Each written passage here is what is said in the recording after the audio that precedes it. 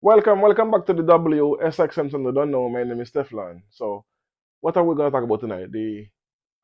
It's in the news, all over the news, where Trump frees aid to all to the entire African continent, and you have a few presidents who stand up and say they don't really care, and then you have others who is crying because no, their country gonna feel it hurt. And anyway, that's what I want to talk about. Why is it African presidents being dependent on American aid money? And this aid money doesn't is not for free because whenever Africa receive any aid money from the US, it comes with strings attached. It comes with things they have to give up, like resources are allowing certain food products to imported massively in the country and that in turn helps to make the multinational companies make money, yes, the colonizers, but it damages the local businesses till they literally run in bankruptcy. Anyway, that's part of it. What I want to actually say to you guys, look what happened to Niger. Niger is a perfect example for this aid freeze that Trump announced. Let me explain. When the military coup take place in 2022 in Niger, America cut all aid money to Niger, which and that was hundreds of millions of dollars. Europe did the same thing. The European Union did the same thing. They cut over 500 million in aid and relief money and all that in Niger. So they also in turn sanctions Niger after all that refusing to send aid. Anyway, the the military leader did not falter. They get it was hardship for the first year. They took a lot of blows, but what did the Niger government did? The new leaders they take control of their resources, their gold mines, all the oil, everything, and they demand and that the multinational groups like the Barracks Gold and this company pay their fair share in taxes. They also buy back some of these mines and control the 98% of the oil is controlled by the government of Niger. They built their economy, give jobs to their people. Now Niger is debt free. They never take any money from the World Bank. They never take any money from IMF. So why am I saying this? Because there was a flood in Niger in 2024 in August, and the EU came in with $1.3 million in aid, and they was giving it to NGOs like groups. So the Niger government refuses, said no, you cannot come in my country and give $1.2 million to these NGOs who are not registered. So we don't know who they are, we don't know what the money is used for. So they refuse it and they tell the ambassador to leave, the EU ambassador to leave Niger because what you're doing is not there's no transparency. How is it now after 2 years when I say you decide you're gonna cut millions and millions of dollars in aid, so now you're gonna wanna come and give them aid money without they even asking about it? What changes? That's what happens when you stand in your when you stand 10 toes deep and you build your country from the ground up without any loan, any assistance, any aid. So the EU end up recalling the ambassador, and it was a whole big thing in the news. But my point is, if Niger, who was heavily in debt, could rise to the occasion, build their economy, give jobs to their young people, build factories, control their resources, why is it these other countries who have been independent for more than 60 odd years cannot do the same and stop depending on the US for aid money? 'Cause with this announcement now, they could have laughed and said, "We don't need the money, you can keep it." Because Burkina Faso, Mali, and Niger are laughing because what they stand 10 toes deep and refuse aid money or any loans from any of these European countries or the US. So this shows that it can be done. It's proven to be done not once, not twice, but three times by three country that was underdeveloped, was didn't have an economy, and have puppet presidents before the coup leaders take over, which is Tishani, um, Buki, Tishani from Niger, Ibrahim Traore from Burkina Faso, and Mali president Messi.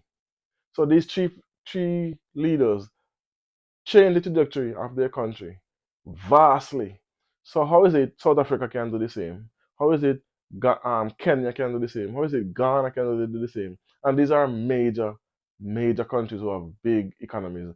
Nigeria, why is it they are still accepting aid money and loans from the IMF and the World Bank, because Ghana does accept $3 billion in loan. Kenya did the same thing. Tanzania, South Africa accept to refinance their loan again. So you have a lot of these countries is doing that, but we have resources. Why is it there's embassies of every single major country in the world have embassies in Africa? Why? And we cannot travel. Number one, it's so difficult for our African brothers and sisters in any African nation to get visas to travel overseas. But yet they are there saying they are there to help and assist and help build their economies and protect them. What are they protecting them from, and what are they helping them to build? Because after 60 years, nothing has changed, nothing has been built. What are you there for? Why are you see? This is what they do when they give you aid money. Let's say they give you $100 million in aid money, or let's say they give you 10 million in aid money. Then now you have to give up certain rights to certain, for instance, rice. When you give up the you have to give up the you have to not give up. You have to sign a deal stating that they can import American rice, as an example, mass produce, mass importation. So that kills the local farmers. It kills the local distributor, because now they have to buy and use the American grain. So where they cannot sell their own grain in their own country because of what? The actually aid. And this was one of the this is one of the strings that was attached to this loan. As an example, to show you that this is what they do. They come in with their loan money and say, "Oh, it's free money, take it." But on the back end, you have to suffer the consequences by allowing certain leeways and turn a blind eye to certain things when it's been taken care of, done in your country, because of what you accepted their money. So you cannot say A and B to them about whatever they say they want in return. So that's my point. Niger did it, Mali did it, Burkina Faso did it, and they didn't have 1/10 of the economy that Ghana had or Kenya had, but yet they can surpass them and retake control of their mines, gold mines, their oil fields, their iron ores, their lithium, their the substance they use to for the to make um nukes. What do you call it again? Ah, uranium. Nigeria is rich in uranium, so they take control of these resources. Why is it these other major companies, major countries cannot do the same? Follow like the Zimbabwe. Well, Zimbabwe have control of the mine, but these are massive corruption. DRC, which is the Congo, Namibia, Nambia, um, Cote d'Ivoire. You have Benin. You have Tanzania. I could go on and on because there's over 54 countries on the 54 countries on the continent. So when Trump announces freeze, it wouldn't bother any nation, but no, because they are so dependent. They have become so dependent on these money by corrupt presidents, puppet leaders.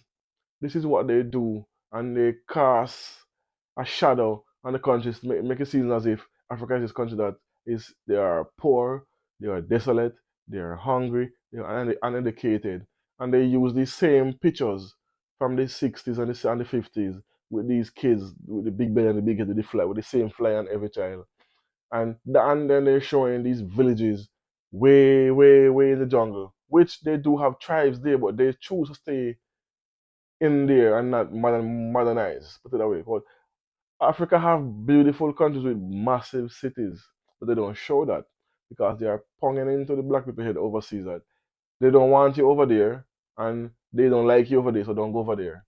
Don't return to your motherland and learn anything about them.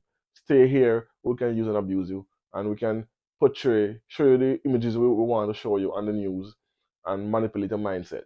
This is why Bob Marley say, none but ourselves can free our mind. That's what we have to do. We have to free our minds ourselves. We cannot depend on someone to come on and open your eyes. You have to just read, listen and listen to the right people and do research and know what you're talking. Or visit the African continent before you make a decision that, oh, it's scammers, it's hungry people, it's this or this, and the whole negative um perception they put to the world about the African continent. Anyway, so let me know what you think about this, about what President Kenyatta, ex-President Kenyatta, stated that stop fighting stop fighting each other and work together to build our continent bigger and stronger for the near future. Anyway, let me know what you think about this in the comment section. Boom.